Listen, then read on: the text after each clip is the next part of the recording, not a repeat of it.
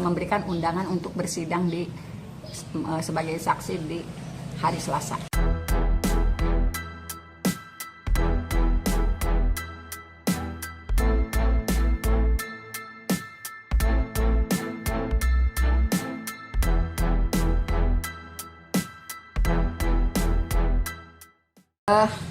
Kelihatannya hampir terkonfirmasi, baru 70% yang siap hadir.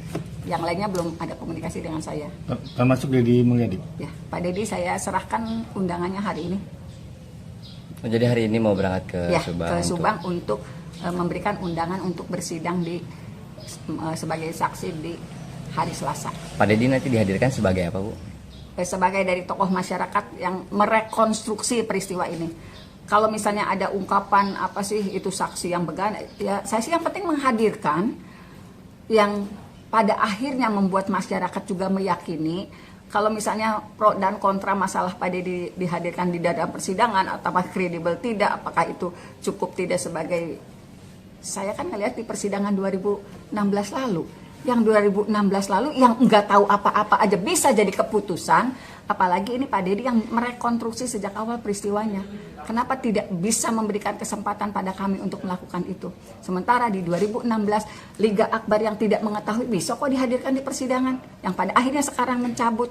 Aib dan Dede yang tidak pernah dihadirkan, kenapa itu juga jadi keputusan yang pada akhirnya memvonis 8 terdakwa ini?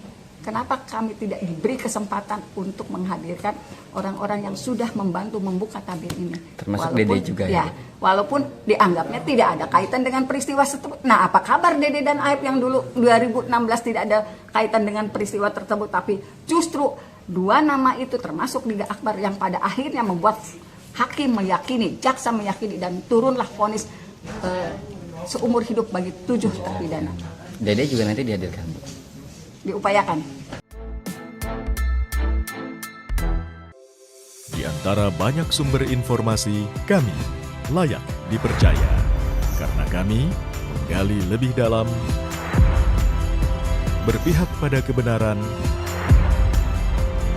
berpegang pada data dan fakta, agar layak Anda jadikan referensi.